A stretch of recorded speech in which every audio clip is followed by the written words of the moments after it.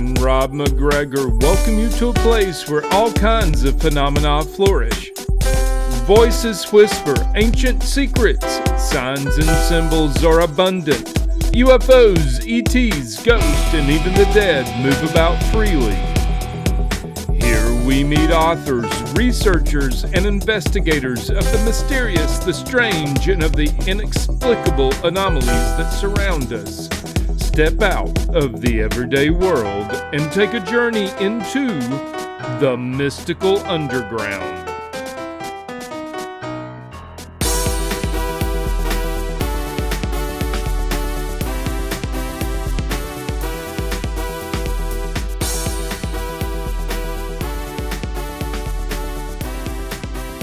And we can start in 3, 2, 1. Welcome to the Mystical Underground. Thank you for joining us. This is Rob McGregor and Trish McGregor and our producer and tech magician, John Posey. You can go to themysticalunderground.com where we make regular blog posts and where you can find out about our books. Among them are Phenomena, Harnessing Your Psychic Abilities, The Secrets of Spirit Communication, Sensing the Future, Aliens in the Backyard. Her latest book is called Mind-Blowing Synchronicities, the Latest Science, Stories, and Research. Trish's latest novel, White Crows. Rob's most recent novel is called Tulpas, a story of mysterious beings created through deep meditation. If you are watching us on YouTube, we would appreciate it if you would take a second or two to click the like and subscribe and notification buttons so you never miss an episode. If you prefer to listen to the show, it is available wherever you listen to podcasts. Please subscribe there. Hey, our guest today is Bronwyn Millar, and she's an artist, writer, kinesiologist who discovered the healing wisdom of interdimensional goddesses during meditation sessions. She's the author of 2 novels, and her new nonfiction book is called Elemental Goddess Oracle, 45 Cards and Guidebook. She lives in South Africa, where right now it's 1 a.m. in the morning. I'm sorry for that. Yeah. Welcome, Bronwyn. Hi, yeah, it's 3 hours past my usual bedtime, but I'm keeping strong. All right. Sounds good. Okay, your book, Bronwyn, is very layered. It's part divination, part acupressure guide, the 5 elements of Chinese medicine, also 4 Western elements, air, fire, water, and earth, and of course the interdimensional goddess wisdom. Can you talk about how all this came together? It's quite a wild story, actually. So I kind of figured that. This first, and I was very atheist at the time. I really, I thought I wanted to work with muscles, bones, and joints, and diet, and do sort of all this very carbon body stuff. But as it's evolved, I've gotten much more interested in the very woo side of it. And funny enough, I now almost do none of the carbon body stuff, and it's all chakras and working with spiritual stuff in past life. And while this was happening, the pandemic hit, and we just recently relocated to Ireland with our family and all of our money. And then sort of the pandemic hit, and it was awful. And I had a bit of a nervous breakdown. And during that time, I started to draw these amazing goddesses. I was having other experiences. I'd had a psilocybin experience that had given me the gift, a very strange artifact. I don't know if this has been mentioned, but I have an extremely weird way of channeling, which I'm working with because I'd like to be able to have it be more accessible. But I have psychedelic orgasmic experiences, during which these goddesses download from the sacred feminine. Huh. So that started happening in 2020. And when I realized it was a deck of oracle cards, I finished the book. I wrote the book. It came out of my fingers, but it didn't come out of me. It channeled right through me. And I was working with the elements at the time. So as a kinesiologist, we work with traditional Chinese medicine and the 5 elements. So I was very familiar with that. And then I started working with the 4 elements of astrology and Western elements. And that was fascinating. And the goddesses are layered. They're both. They've got aspects of both. Partly because the yin, which is what they're about, the divine feminine, is unknowable and mystical and strange. So it needs to have these aspects of sort of almost alienation in a way, because it must be unknowable. Yang is obvious and, firm and clear about who it is, and yin is the opposite. How do you know that these goddesses are interdimensional beings? How do they have an existence on their own, or could they be something like archetypal images? So just about your sense of reality about them. That's a good question. Thank you. I can't be 100% sure, but what has been channeled into me, I get downloads, and sometimes the downloads come in almost like shutters, like a camera shutters of images that come in so fast that I can't really read them. I get flashes, and then they kind of unfold later. But I've come face to face in some of my experiences, because they keep happening. They're still happening to this day, nearly 6 years later. I will sometimes meet entities, and they will speak to me, and they've said that they come. These goddesses come from places where the divine masculine and the divine feminine are beautifully balanced with each other, and they're coming to help us bring that same balance here. We're in that Oh, we time. need it. So badly. Yeah. Well, when you say you meet them, is it physical meeting? It's in my these orgasmic meditations that I have, which I'm now able to sort of spontaneously bring on, for example, in the bath. Sometimes when I'm walking in nature, I'll ground and I'll have an experience. I had on Thursday a whole 3 or 4 hours of light codes downloading from the sun, which was in this incredible sky full of clouds, and having this feeling that these goddesses were still coming. There must be millions of them, and they kind of rise with my pencil as I draw. I've got one. I'm constantly sketching. I'm constantly drawing them. Oh, wow. They're still coming. That is... Were you an artist to begin with? Yeah. Okay. I studied fine art, and I dabbled in the arts for years. I've got my paintings actually scattered all around the house every now and then. I remember that I used to have a career as more of a fine artist, and now I'm just a crazy crystal lady. But you also mentioned that you're a comedian too. Is that right? Do you do stand-up comedian, or do you just write comedy? No, I don't have the balls to do stand-up. It's horrible. I've tried. I joined an improv group when I was much younger, and I just would go, I'd be fantastic. Before we got on stage, we'd all sit around in South Africa. Everybody smokes a bit of weed, and we all giggle and make fantastic jokes, and I'd be the funniest person there. And then we'd get on stage, and I would just be a fridge. Stage fright.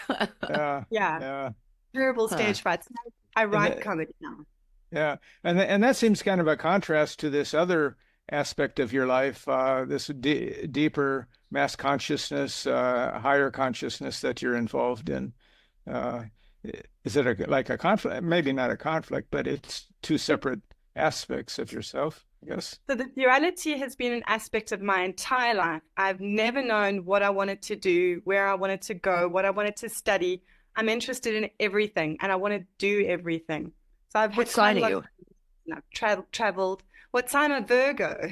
Oh, really? Oh, that's unusual for a Virgo. It's unusual for a Virgo. But they're out of balance with each other, but they're also really part of who I am, because on the one side I am deeply yin, and I love to go into the unfathomable and the unknowable. I love mysteries. I love puzzles to solve. But then on the other hand, I have quite a strong yang side, and the yang side is the side that wants to make people laugh, that wants to bring people out of their funk. So how has you're also a kinesiologist. How's kinesiologist impacted your life? So is that different from physical therapy, or more than beyond physical therapy? It is. So kinesiology is a form of energy medicine, but it came out of chiropractics. So we work a lot with the physical body, lots of muscle work, muscles, bones, and joints. And I've since kind of moved more into the very much into the energy side, and I've created my own brand of healing called Evolveology. And my belief is that we evolve in real time. Our DNA upgrades in real time. And we've seen this from Bruce Lipton's work, from Joe Dispenza's work. We can do that. And that my mission in life is not to heal other people, but to help other people to facilitate their own healing. Have you gone to any of Joe Dispenza's workshops? No, he doesn't come to South Africa, no. Okay. I wasn't sure. I've read his book, and I have his. I'll often put his Becoming Supernatural in the background when I'm working. A great book. It's Yeah. amazing. Yeah, that's a good book. Okay, I have a question about your spreads. Can you also use tarot spreads? Yes, you can. So I've done it.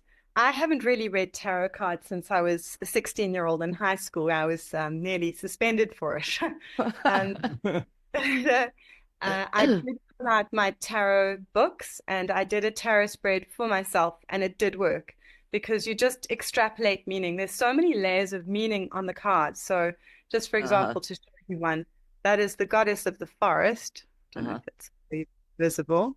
I think it goes blurry because the camera's focused on me. And she says, tuned into the oneness of nature. She is wood and earth. And when you have a look in the book, I'll just show you how it works.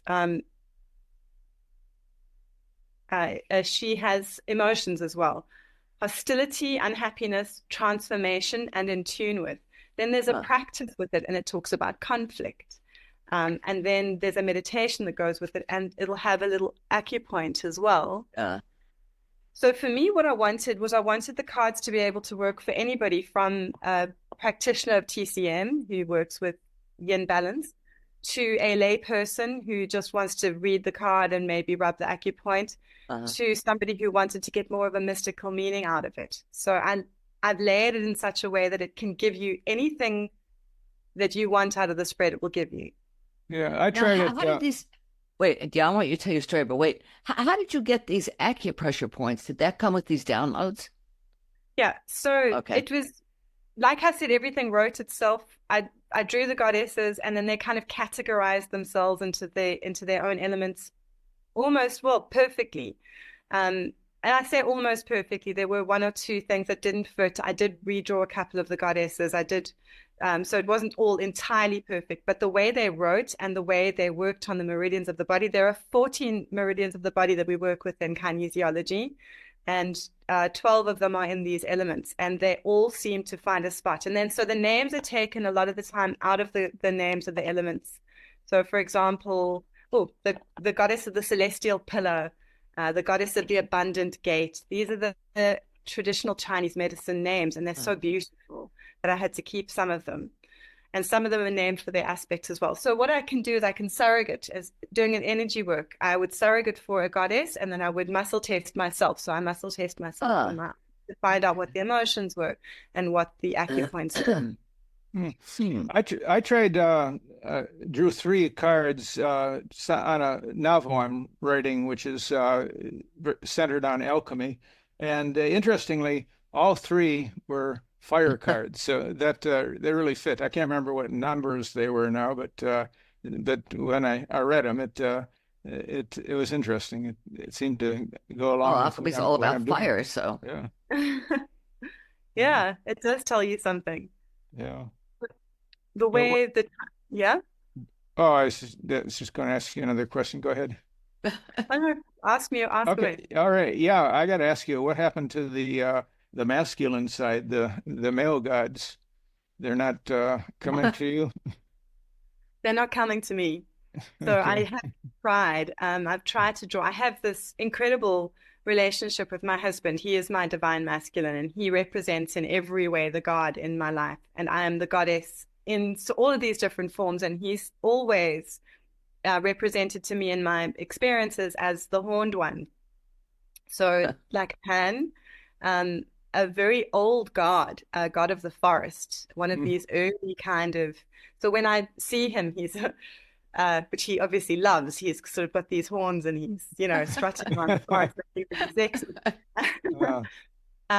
And so I've tried to draw him multiple times. I have 6 or 7 attempts, and they just don't want to come through. And what it is, my hands are really about the feminine. My work is always about women. Even when I was a fine artist working in sort of galleries, I only painted, funny enough, I mostly painted myself. I painted self-portraits. And there's one on the wall here. I can show you. I painted a lot of self-portraits, but myself as kind of different versions of me. So that's really good.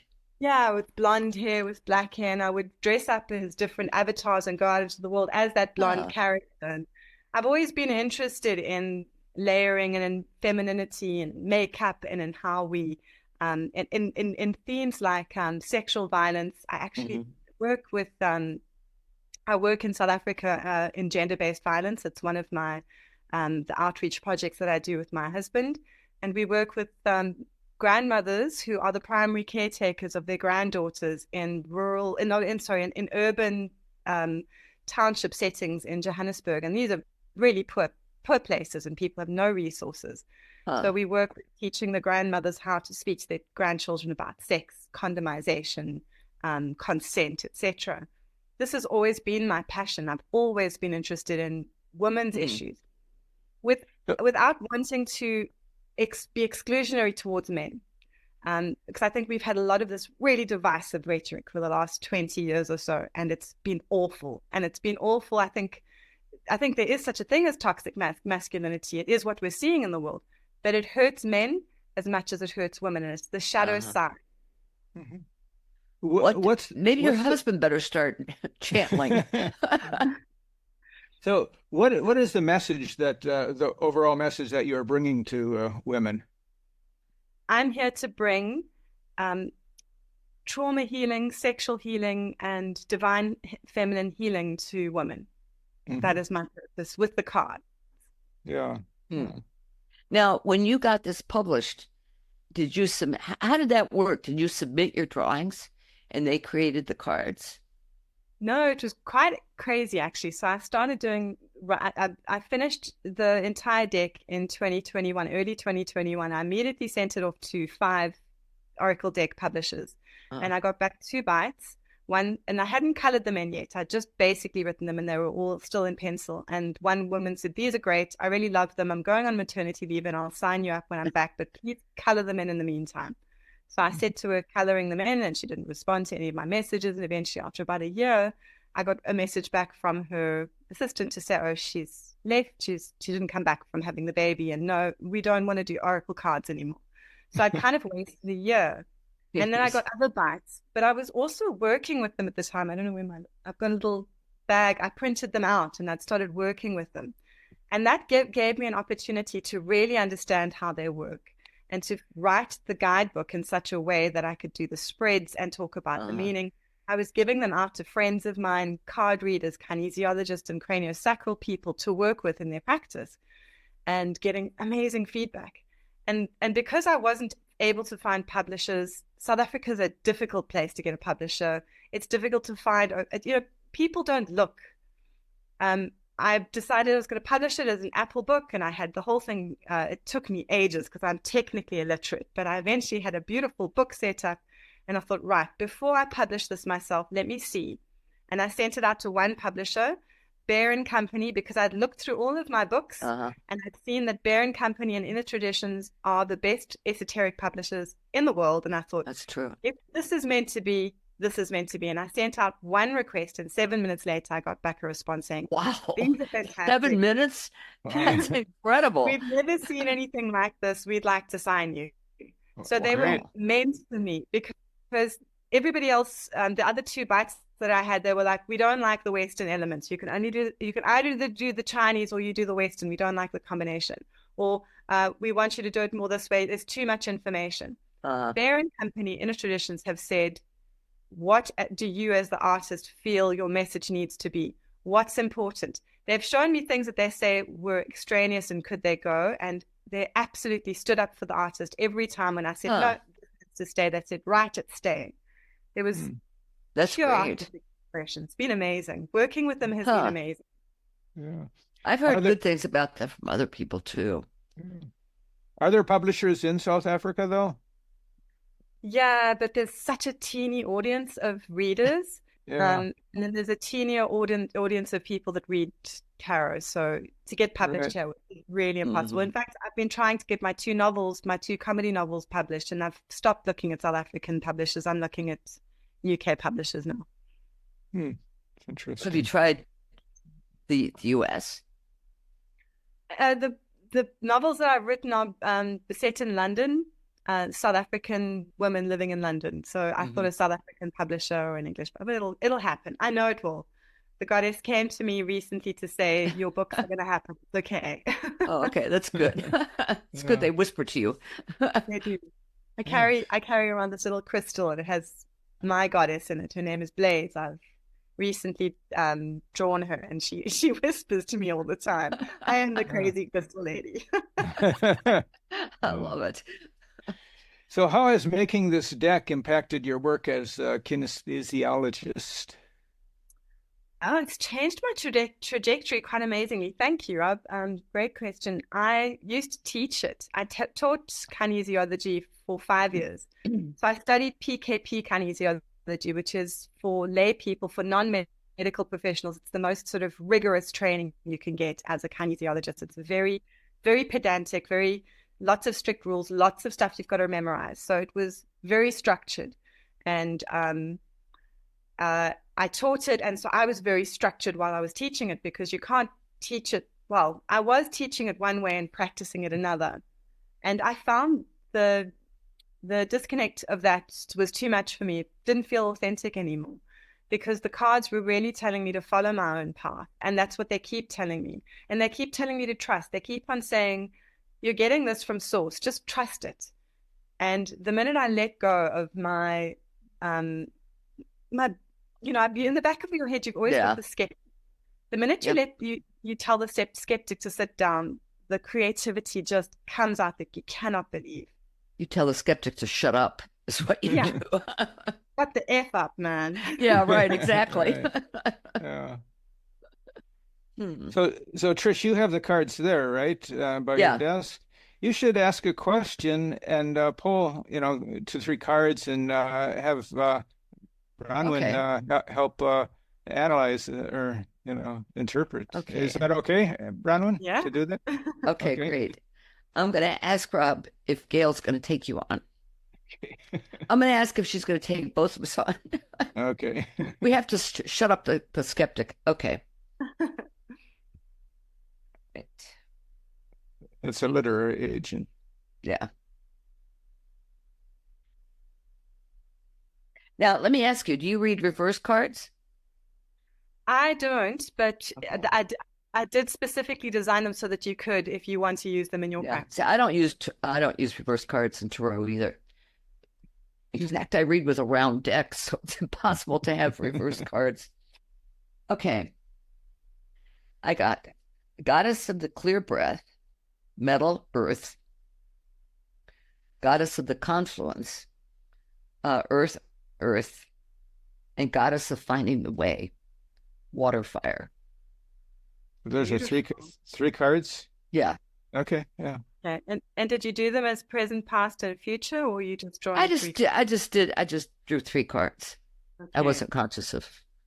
So the goddess of it's metal. What is her number? Like 36. 36. Thank you. I actually read her today. The She's goddess of the beautiful. clear breath. Thank you. She's a metal and earth goddess, and she's really about grounding yourself and releasing that negativity into the earth, discharging it out of your body.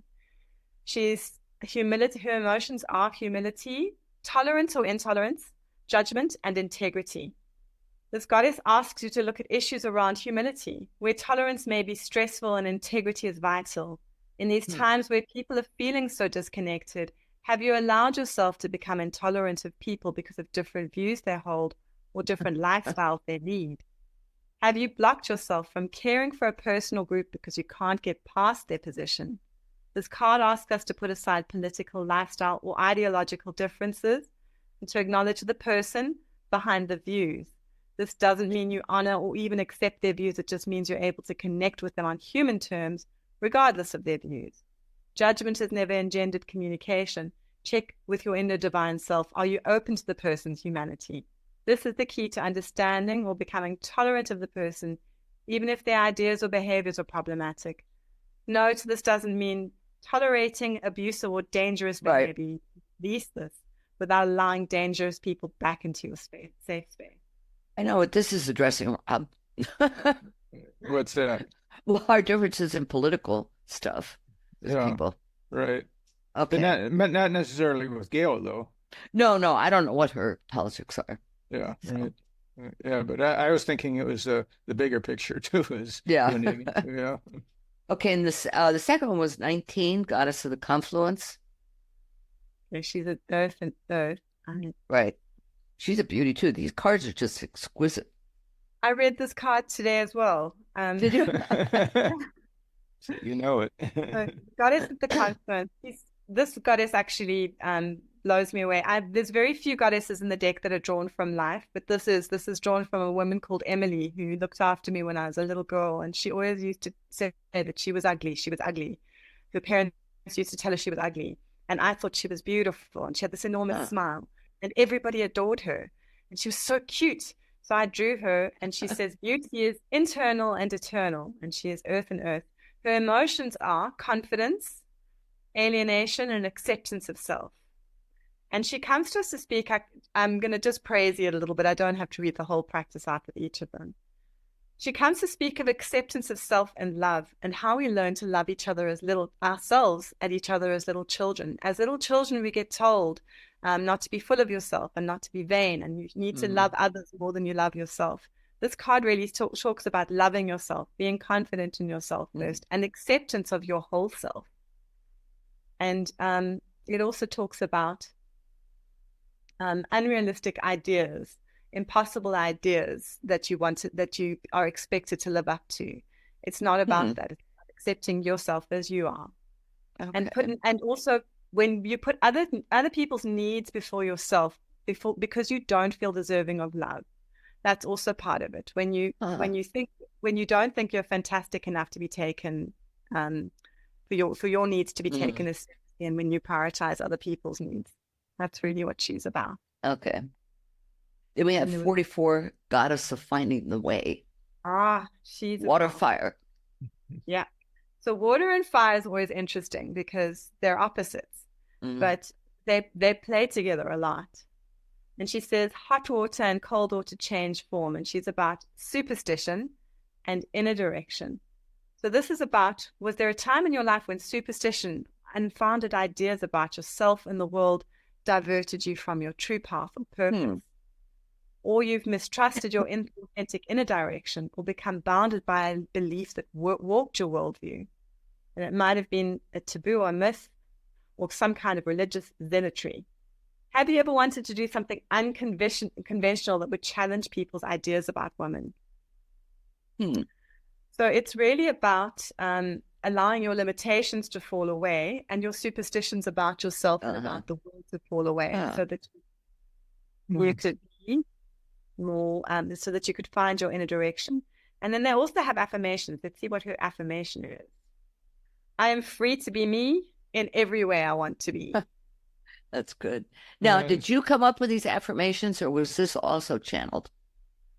Well, everything in the book. Well, I wrote it, but it was coming through my fingers. It's not in the style. I mean, I write comedy when I write, so it's not the style that I write.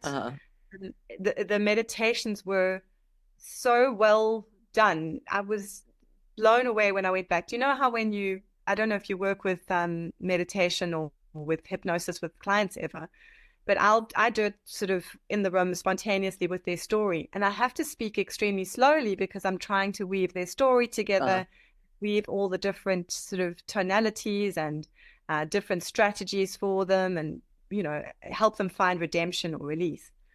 And I have to do it very slowly, and I really have to think deeply and come up with the words. When I wrote this, I've never seen my fingers fly like that. Yeah, that's that's that creativity that it's got to come out. Yeah. So a download that I had recently was that we are not creating. we are actually remembering. Mm-hmm. Because it's all in the Akashic record. So we're remembering something that we knew deeply before. When are we, as humans, when are we going to start remembering more? We are starting to, don't you feel that? Well, yeah, I feel it, but I mean, I'm talking about collectively. So that the world isn't so much at odds with everybody's so much at odds with each other. Countries, people.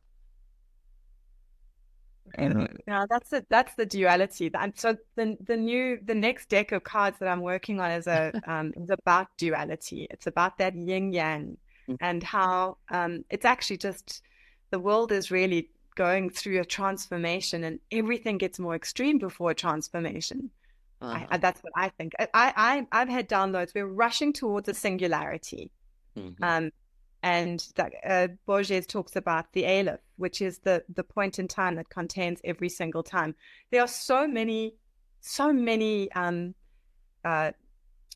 what's the cultural practices around the world and myths from all around, from all these different places in the world that talk about a singularity, some kind of big bang thing that we're all going towards. So the goddesses have said we're coming into a convergence, and that singularity is a transformation point beyond which the duality goes, and we accept each other more.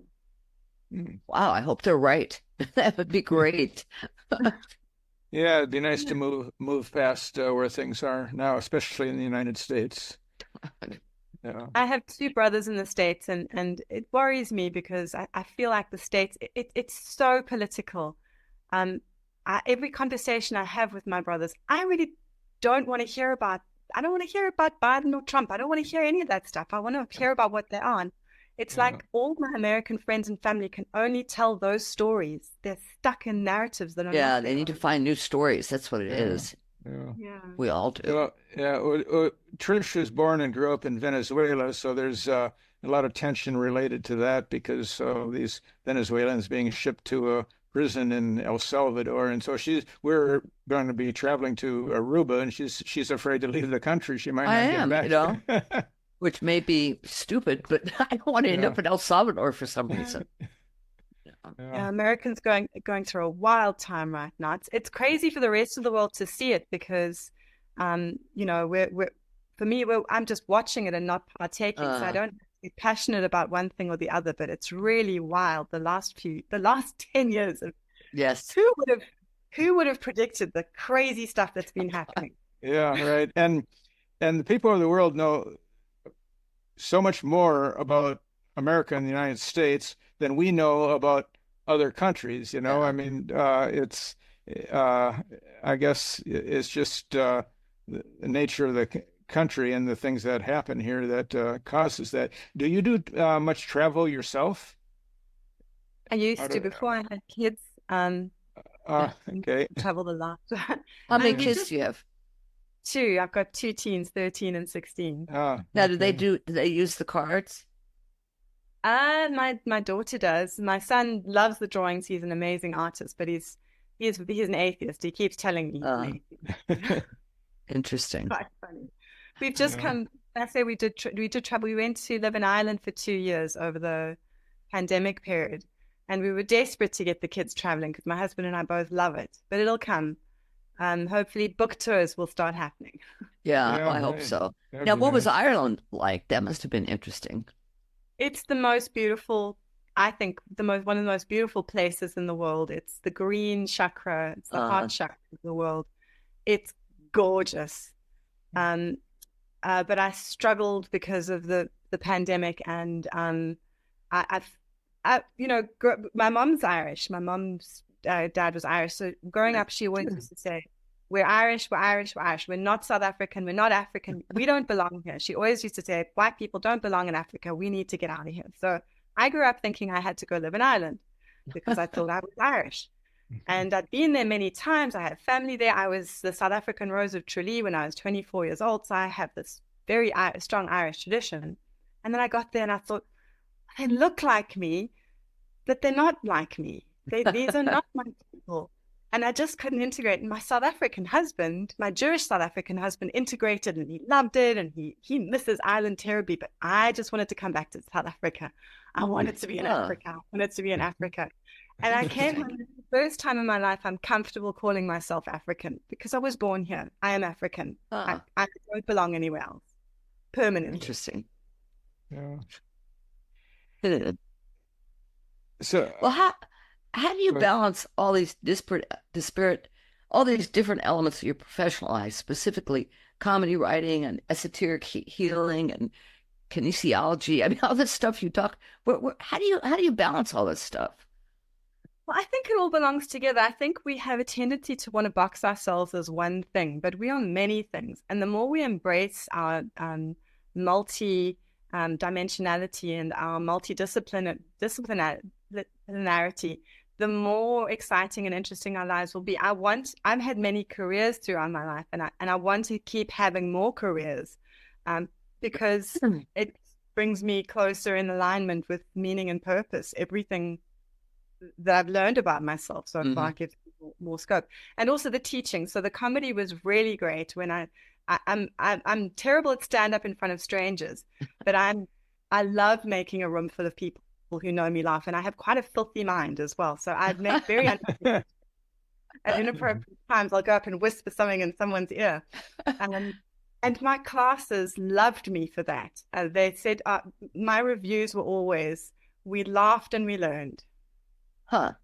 So you just bring that in.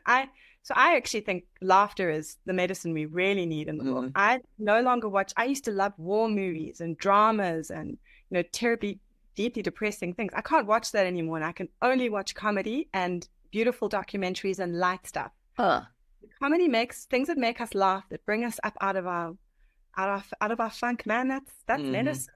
Yeah.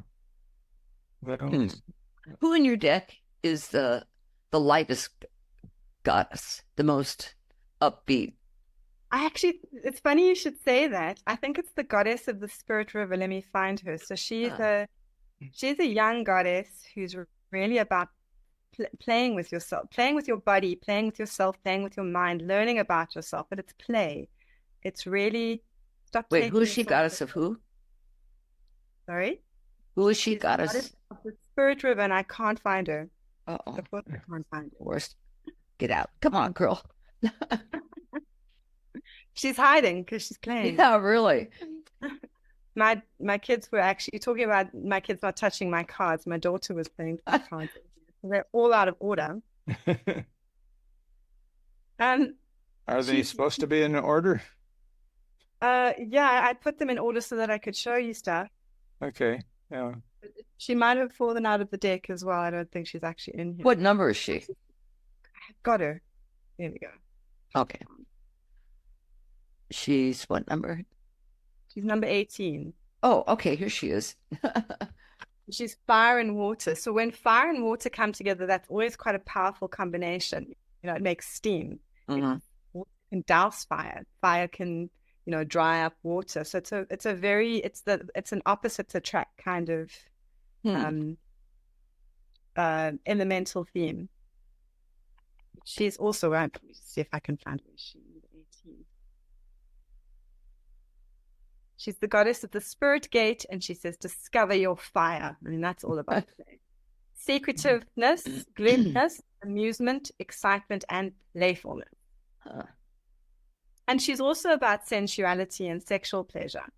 And that's what a lot of mine, not a lot, but I'd say about 7 or 8 cards mention sexual pleasure, orgasm, enjoyment of sex. And that's also very important. And, and in the beginning, it was difficult to talk about because it's an uncomfortable subject. It would make me uncomfortable. It would make people I was talking to uncomfortable. And then the goddesses said, you need to get past that because that's really a very big part of the cards. And if it wasn't for orgasm, we would not be here. We're all here because of trillions and trillions and trillions and trillions and trillions and trillions of orgasms. So that's the conception story of people, and yet we don't talk about them. And that's true. Yeah, it's crazy. The world is centered around the male orgasm because it's requisite for life. You can have life without the female orgasm, but the male orgasm is the biological imperative. So there's a lot of emphasis on that. And I actually want to put the emphasis on the female orgasm because it doesn't serve a physical purpose. I believe it serves a spiritual purpose. And I think if we were living in a world where women's sexual pleasure was as important as men's sexual pleasure, we would be living in a much more spiritually fulfilled world. Doesn't that make sense? So yes, I speak about my orgasms, and I encourage people to speak about their orgasms and ask, demand what they want. Have you ever been censored? I mean, at places where you want to talk about this? Well, actually, funny you should say that. When I was teaching, it was one of the things that was brought up with me one day about the college. They said, you can't talk about your orgasms. And I said, well. That's funny. Oh, God. A woman who's been married for 20 years and I'm speaking about the fact that I'm having the best sex and the best orgasms of my life, having healed myself of massive sexual trauma, which meant I wasn't able to achieve orgasm for many years of my life. Through kinesiology, I've healed a lot of that, and these goddesses have healed more of it. And I was speaking to a room full of adult women, and I said to the owner of the college, honestly, if those people are training to become kinesiologists and they're uncomfortable with a married woman talking about healing herself from sexual trauma and being multi-orgasmic, and that makes them uncomfortable, then I'm not the person with the problem. That just made sense to me. And it was a very big, and that was when I realized I needed to walk away from that, because really it's crazy that we can't talk about this. Yeah, it is. And it's funny. Here's kind of a synchronicity as you're talking about this. All these sirens are going by outside of our house. And I thought, oh, okay. There's a new television show coming out about a woman who has cancer and she has a bad marriage. And she decides to face the rest of her life by just going out and having sex with as many men as possible, and just having the experiences that she has missed all of her life. And I may not be describing it accurately, but that's sort of the sense of it. What's the show? I can't remember the name. I've seen. As you're speaking, all these sirens are going by. All these cops. It hasn't. It's something that's coming. It hasn't started yet. God. Yeah. It's interesting that, because I'm a feminist, so I would have always have said, "Oh yeah, sexual liberation, that's great." But in the last couple of years, I've now realized that sex is extremely sacred, and there's a very fine line between exploring yourself and having fun and finding yourself and putting yourself spiritually at risk in those places. And I worry. I don't know if you guys have seen these. There's this explosion of OnlyFans, and there are these two women in the UK who are just having sex with 1,000 men at a time. Jeez. Sounds like the TV show, Rob. Crazy. And people are saying, oh, wow, that's women's liberation, and they're not being pimped. They're doing it for themselves. And I just think it's terribly sad, because they're spiritually swapping energy with every one of those people. And I think you just clutter yourself up when you do that. I'm not judging, and I'm not saying that I've had sexual experiences. I've done lots of stuff, and I don't judge myself for it. But I do realize that when I did that stuff, it damaged me. And I just think we don't see sex as sacred, and we should. It's everything. It's how we get here. It's how we live. It should be a ritual. People will talk about the orgasms and sort of side-eye me because I talk about them, because we're actually living in a sterility cult. And I say that because we have all these religions that basically whitewash human sexuality out of the picture completely. And then we look at all the pre-religious civilizations and religions, and they were all about sex. There's all these great big penises everywhere, Yeah, that's true. The Sheila Nagis in Ireland that are splaying themselves open, their vaginas open. And those, we call them fertility cults. But the opposite is true. We're living in a sterility cult where we're supposed to about the thing that brings us here. It's crazy. Our origin story. Yeah, in writing, oftentimes for getting published, it's much easier to write about violence than about sex. Yeah. Because sex tends to be more taboo than violence. Violence is acceptable. Isn't that crazy? Yeah. especially in fiction. I mean, that's great. That is nuts. Yeah. What are your So, 2 novels about? They're coming of age novels, of young women living. The first is a young woman. It's my story, actually, living in London at the age of 22. I'd gone there to escape the conservativeness of South Africa and just explore. And, I partied too hard, drank too much, and had a really great time and learned a lot. So that's the first novel. The second novel is actually about lockdowns. It's kind of it's a psycho thriller drama comedy about the lockdowns. so you can you can joke about it then. Yeah, you have to. Yeah. Right. Now, when you talk about how you do comedy writing, who do you do it for? Well, for the books. So, okay, for the books. Okay. The books. Yeah. Do you who are your role models? Do you have certain people that you look up to or have in the past? I was asked that last week, and I remember Dolores Cannon. She's a recent role model of mine. I adore Dolores because she's like a little old granny, and she's supposed to be knitting and baking scones. Yeah. Talking about reincarnation and past lives, and she's just so wild.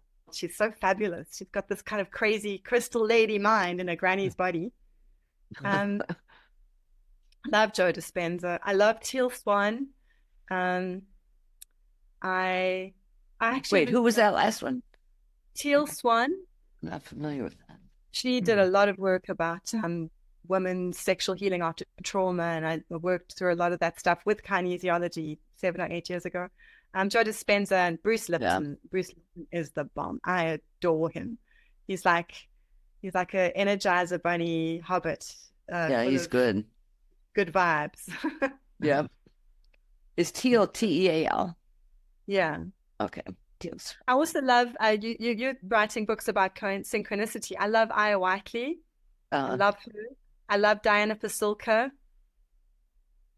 So, Aya Whiteley is the NASA scientist who speaks about synchronicity. Oh, right. Okay. Yeah. Blows me away. Yeah. But I've got lots. And my mom's a spicy lay herbalist. She was a lay herbalist growing up, and all the people in the neighborhood knew that my mom would treat them for free, and they couldn't afford to go to doctors. So we had the stream of sort of gardeners, domestic workers coming to us for free remedies. And my mom jokes that she is responsible for getting more women pregnant than Jacob Zuma, who's our ex-president, who had 18 children, because she was famous for her fertility tea, which I took pregnant. Interesting. So I grew up with this really wild mom, and it made me wild. I remember, and I fought it, but I remember we'd have chanting circles. This is unheard of in South Africa because it's very conservative. And so we'd have witches and chanting circles. And then if she needed to dig comfrey, because comfrey is her favorite herb. To this day, it's her favorite herb. She says that comfrey is going to be the next cannabis. And so when she wanted to pick comfrey, she'd wake me up, and I'd have to come outside and sit in my knickers, because you got to be as naked as possible. I'd be a little girl sitting in my knickers with her, because 2 witches digging up the comfrey at full moon at midnight was more powerful than one. I love it. Oh, that's a vivid picture. Yeah. It was very cool. Yeah. Well, now, what is comfrey used for? What was she? Comfrey. Well, it's for bone setting, but it's muscles and bones and joints. I use comfrey a lot when I've got anything that needs to heal the skin. It's amazing. If you make a tincture for skin, it reverses aging. So I'm going to recommend my favorite. It's a tincture. It's a cream made of beef tallow if you eat meat. If not, shea butter, cannabis, which gets cooked into it, and comfrey tincture. And it's like you're erasing wrinkles. I did it for about 4 months last year, and I have no wrinkles. Look at me. No, I know. Where can I buy this? You have to make it, unfortunately. Oh, you have to make it. God, that's incredible. Do you have any recommendations for healing skin problems for dogs? We have a golden retriever who seems to suddenly in the last month or 6 weeks, just start biting and biting and licking on his paws, and then we suddenly see on his hip he's torn all the fur off, and it's And he's going to the vet tomorrow. yeah. Hot spots are they're a nightmare. So you have to just you have to keep them dry. So you've got to get like a styptic powder or something. They're going to probably give you a powder to put on to dry it up at first. And then I just use like things like aloe vera is so good. Yeah, we've been using aloe spray. We have some in the backyard, so Yeah, I'll give you something for it. It's horrible. My dog did it last year. Yeah, you feel kind of helpless too, because he can't tell you what's wrong, you know. I mean, my sense is that it's environmental, but I don't know. Adding coconut oil to the food or butter. I love butter and ghee and tallow. And I put that, like my dogs get a spoonful of chicken schmaltz as well. Butter and what else? Butter, coconut oil or tallow. Tallow is great. What is that? Beef tallow, it's fat. It's beef fat. Oh, okay. Oh, we've got butter and we have coconut oil, Rob. Yeah, right. You'll put that as food. Yeah, it'll help hydrate him from the inside. Huh. Okay. So what do you do to de-stress? Besides sex, I guess. That every day, but I walk 5 times a week. I've got a group of women that I walk with, and we walk for about an hour to an hour and a half with our little doggies. I forage mushrooms. I'm a big mushroom forager, culinary mushrooms that I eat. And actually psilocybes, we do harvest psilocybes in season as well. And I forage weeds. I love it. That's my favorite thing in the world. I mean, are you surrounded by countryside? Yeah, we go to the botanical gardens. Okay. With our dogs. So they're not supposed to be there. But it's South Africa and it's the Wild West and we break the law all the time. I must be honest and say that's also why I wanted to come back here, because Ireland was very strict and everybody followed the rules. They did exactly as they were told. They were very good little boys and girls. Well, that drives me nuts. Stuff like that. So during lockdown, and I was like, I was going crazy, and everybody was like following the rules, and it was just nuts. I couldn't take it anymore. Ireland had the longest, most draconian lockdown in all of Europe. It was hell. I remember reading about that. Yeah. And we were stopped. So my brother had a heart attack. My brother, his marriage broke up. He came to live with us, and he was having a heart attack in 2021, February 2021. And I was rushing him to the hospital, and the police stopped us and said, because you had to be within 10 kilometers of your house, and they could see by my license plate. Where are you going? I said, to the hospital. My brother's having a heart attack. Oh, which hospital? I said, Cork Hospital. He says, do you have a letter? Oh, God. That to me just typified the issue. And I got home after that. I lay in the parking lot crying because they wouldn't let me in. And when we got home, I said to my husband, that's it, we're going home. I can't take this anymore. Wow. Well, what happened to your brother? Did he get treatment? Sat in a chair for 6 hours. Finally got a bed, and at 11 hours he was treated. And the damage that was caused another heart attack much later. But he sat in that chair and without a bed for 11 hours because the hospital was terribly busy. And then they put out, that same hospital a week later, put out one of those highly choreographed dance videos with all the nurses. Because, he'd been sitting anyway. He's okay, but it's his journey. It was horrible. The whole thing was horrible. We all had a horrible time. That's why I'd made a psycho comedy drama about the lockdowns. Yeah. God, sounds awful. Yeah. I just never envisioned Ireland like that for some weird reason. Me either.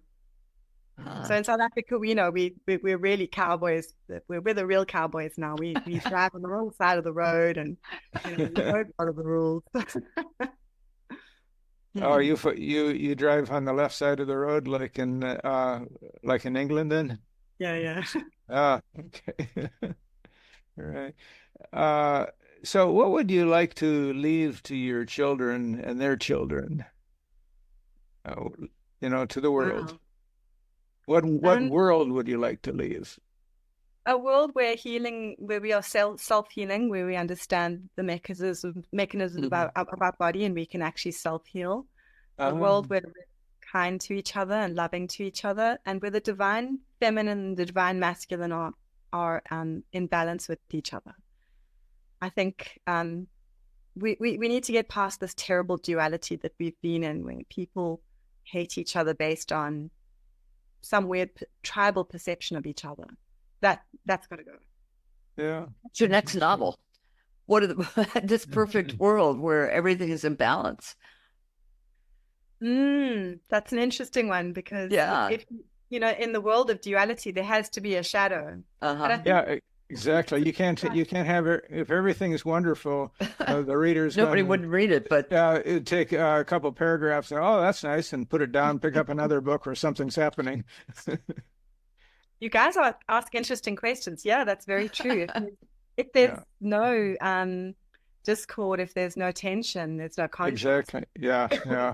Well, there could be the threat of tension within the shadow world. What you just said, that we work as ghostwriters for a British company called Reedsy in London, and so people who have story ideas and the stories that they've started writing and want a ghostwriter to help them out, and that's the most common thing we find is that there's no antagonist. There's no, and it's really boring. I mean, you got to start out with something that grips the reader, or you're gonna lose them. Drama. Yeah, that's part of life. You've got to have villains. You really have to have villains. But I always like to give my villains redemption at the end of the story. And that's because in cognitive behavioral therapy, which I've gotten into, when you tell people a new story, you have to make sure that everybody in the story has redemption, including the villains, because people will identify with everybody in the story. Right. Yeah. Cardboard villains don't really work. I mean, that's cardboard villains are uninteresting. Yeah. Exactly. Yeah. So, what's the strangest goddess download you've had? So I've had some weird ones. I've gone into black holes and out of white holes. I've gone into dark matter, into atoms, into my cells of my body. I've been through my own digestive tract. I've been. I met one of my really powerful ones was meeting an entity, a goddess, who is millions of years old. And she's the size of the universe. And I went through her head, through her. It was like I went into her face, and then I went through her brain. And while I was going through her mind, she was observing me with this millions of years old. It was so alien, very alien. She was reptilian and insectoid. She was a hybrid insectoid reptilian, and she just regarded me with no malevolence or benevolence on either way, just absolutely neutrally, to say basically it's just an acceptance of this is me and that is you. Very cool experience. I've also, one of my favorite ones was going down into the center of the earth and to the core of the earth, and then coming back up through the layers of the earth. And as I was going back up through the layers, I was meeting different forms of life. And then I was meeting, as I got closer to the surface, different forms of life that exists in other dimensions, where the sentient life form is. So in some of it was fungus, and some of it was algae, and some of it was metal. There were crystalline dimensions where the entities were made out of crystal. And then I saw this goddess who had this amazing plaque on her head, like this beautiful big plaque. So a humanoid face and a huge plaque, like the aliens from that movie with Will Smith, Independence Day. Right. And I saw that goddess, and she said to me, "I'll be your last goddess." And I haven't drawn her yet. She was one of the first ones that I ever met, and she hasn't come out of my pencil. And I know that when she comes out of my pencil, that will be when I stop channeling in that way. Well, maybe you shouldn't do her yet. I don't want to. Yeah. I don't think so. I mean, so the next deck has 49, and they are absolutely wildly, insanely beautiful. Some of them are crazy scary. It's just very cool. Oh, you have a second deck then? Is that Yeah. what you're saying? Oh, wow. Well, I haven't told Parent Company yet. I will. But, they're publishing me as soon as this one's finished. They're going to have to publish the next one. Yeah. Now, right. okay, so you draw these and then what? Then you paint them watercolor? I actually use, I know people have said that I paint them. They're not actually painted. I use oil markers. So it's marker pens, but they're oil paints in markers. Huh. It's very, very fine and fiddly. And to paint those, it would have taken me 2 or 3 years probably Yeah. instead of Well, 6 our daughter's an artist. That's why I'm asking because, it's Yeah, she's transitioned from painting with paints and paint brushes to more on the computer. How about that world? Have you moved into that too? Technology and me, we're not great friends. I am really where computers come to die. My 82-year-old mother helps me with tech stuff. Okay. Well, oh, I love it. you're able to connect with us nicely. Yeah, that's for sure. So I also must say one of the things that Bear & Company liked about my cards that nutritionists liked was that everything comes from me. So I drew them, I painted them, I wrote them, I muscle tested for everything. So I am the origin point of all of them. Yeah. So for me, a computer often feels like AI in a way. It feels like it's taking away some of the work that I'm supposed to do. I think the work is sacred. That's a meditation. Right. The painting on a computer is great if what you're doing is geared in that way. But for me, the sacred work that I do has to happen from my fingers. So when you say that they're oil pens, is that what you said? Yeah, they're oil markers. Markers. Okay. Oh, interesting. I don't know if I've ever seen an oil marker. I mean, they're like the Copic pens. They're those ones that have got the big fat wedge on the one side and the okay. on the other. Yeah. Okay. Wow. So how long would it take you to color in one of these drawings? A night probably. So I've never enjoyed TV really. The TV is on, but I never watch it. So I sit and draw, and or I knit or I crochet. That's something really interesting. Women have a lot more slow twitch muscle fiber. Men have a lot more fast twitch muscle fiber in their arms, and so that's why men are more suited to hunting and throwing, and that's why they like boxing, those kinds of things. Women are more suited to fine detail and work, which is why we like doing things like embroidery and knitting and crochet. So I never understood. I was this sort of hardcore feminist, and I love to crochet. I love to knit, and I'd go through this. I'm not a very that's good pretty. knit. I love that. And so I'd go secretly knit where nobody could see me because I didn't think it was sexy. Well, now, I don't know how to crochet. I don't know how to knit. I don't even know how to sew. So where does that leave me? It's anything. It's drawing. It's doing anything that's small and fine. So like it's even just having habits of moving your fingers, or I don't know. My mom rubs things with her thumb, and I think that's part of it. Huh. It's a feeling a need. Trish, you need to start crocheting. I hate to tell you. Oh God, it'd be a disaster. That's pretty though. Mine would not turn out like that. So, Bronwyn, we've reached the end of our hour. I want to thank you for coming on. We've really enjoyed talking. Now, when your second deck comes out, please let us interview you again. Yeah. Definitely. I've had so much fun. This is the most fun I've had at 2 a.m. in years. Right. Yeah. That's good. Yeah. Next time we'll do it a more hospitable hour for you. Yeah. Thank you for coming on. This has been great. Thanks so much. Yeah. And I'll say the South African way of saying goodbye, Hambagashle, which means I like go that. Okay. Good night. Get some sleep. Thank you. Bye now.